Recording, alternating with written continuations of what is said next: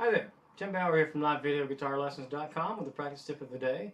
This one is for the intermediate player, and today I want to continue our discussion on just the basics of how to get started playing lead guitar.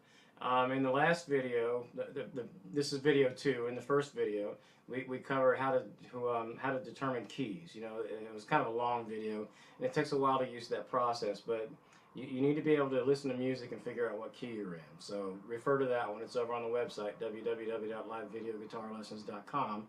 And there's also a video over there covering major pentatonic scales versus minor pentatonic scales. And we're going to have to deal with both of those today, so I hope that you already have a basic understanding of that. And you also need to know a little bit, we're going to talk a little bit about modal scales, and I haven't shot any videos on that yet. That's going to be the next subject. I put together some series on how to use modal scales. So if you don't know anything about modal scales, just ignore that part of it. We'll deal with the pentatonics. All right, so we've determined what key we're in, and you figure that you're in the key of A.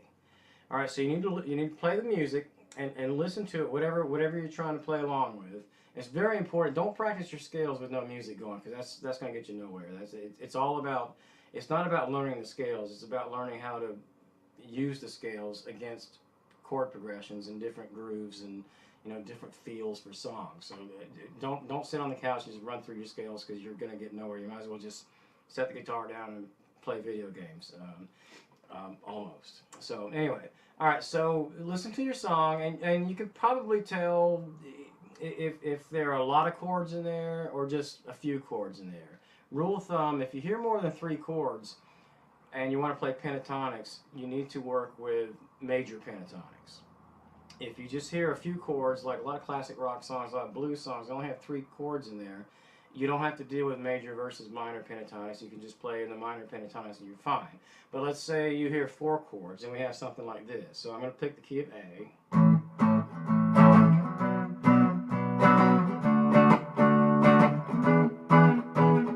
Just to put some lame chord progression together for the video. You're going to be playing with other music. So anyway, so I hear there's 4 chords in there. Well, I know there are 4 chords in there because I put 4 chords in there, but you can listen for them. All right, so there's more than 3, so we're probably going to need to play that in major pentatonic. Again, another rule of thumb is if you're playing pop music and you're not in a minor key or in a major key, you probably need to play major pentatonic. If you're playing country music, you probably need to play major pentatonic. And the difference between major pentatonic and minor pentatonic is 3 frets. So my root note, if I know I'm in the key of A, and I want to play an A major pentatonic, again, I'm working on the assumption that you're familiar with the pentatonic scale patterns. And if you're not, over on the website under the study aids tab, you can download the PDF files of the 5 pentatonic scale positions, and there's a little bit of explanation there. So anyway, so to make if you want to play in major pentatonic, we're going to skip all the theory. If I know I'm in the key of A, start on A on my E string, back up 3 frets, and play my position 1, which would be minor pentatonic, and just play the same shape starting back here, and it automatically converts it to major pentatonic. So the video talks about that. If I didn't mention that already, I did a video on major pentatonic versus minor pentatonic. I may have mentioned that already. I apologize if I did. So anyway, so you want to listen to the chord progression. And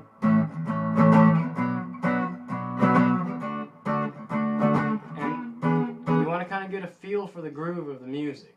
And you want to play along with that. And you want to keep your phrases short. And again, assuming you already know your scales pretty well, that's kind of a jumpy kind of zippy kind of tempo, and you want to make what you're doing match that feel, so you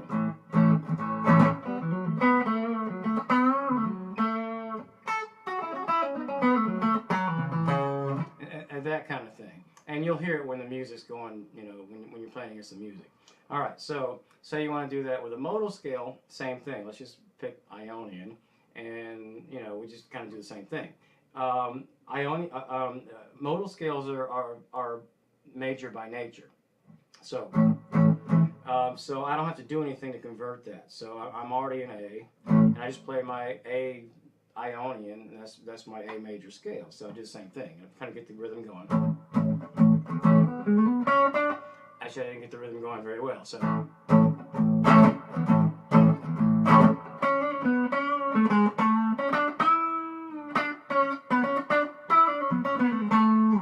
that kind of thing. So I'm not playing a concert here. I'm just kind of demonstrating real quick.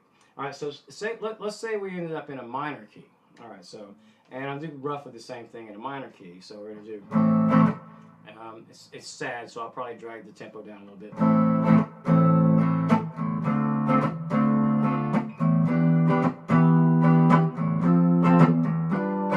All right. So for our pentatonics, the pentatonic scales, as they're usually taught and thought about, are minor. So if I start on this A note and play through that position 1, it's already minor. So so if I'm playing in the key of A minor, I don't have to convert anything. I'm just playing along position 1, start on my A note, and I'm all set to go. So and again, match the groove of the song.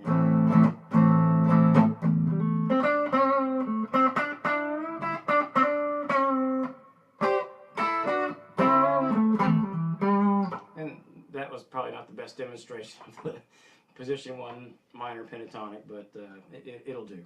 All right, so for modal scales, however, modal scales are major by nature. So we have to convert to the relative major key for whatever minor key you're in.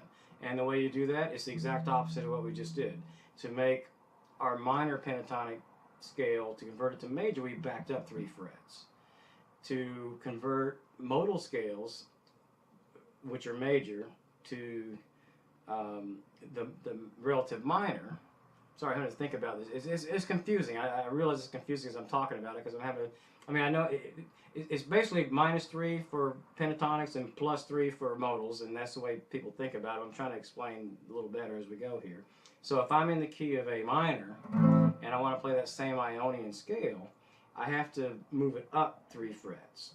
The relative major key for A minor is C major. So once I've done that, I'm not really. The song is still in A minor, but to improvise a lead to it, I'm going to play C major. That has the same notes as the A minor scales, but I can use the series of major modal scales, so I can do the same thing. I just jump up here to my C major.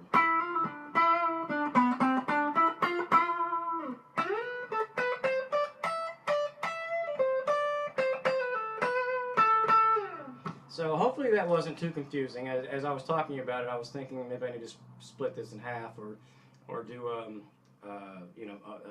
maybe a clarification video after this. But I see I'm running a little bit long on this. But that's the basic idea. If you just keep in mind, I'll wrap it up in 30 seconds.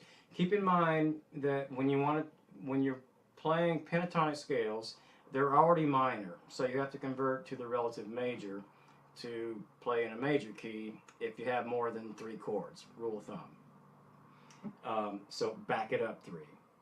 If you want to play modal scales and your song is in a minor key, find your root note for whatever that is and move it up 3 frets. That takes it to the relative minor.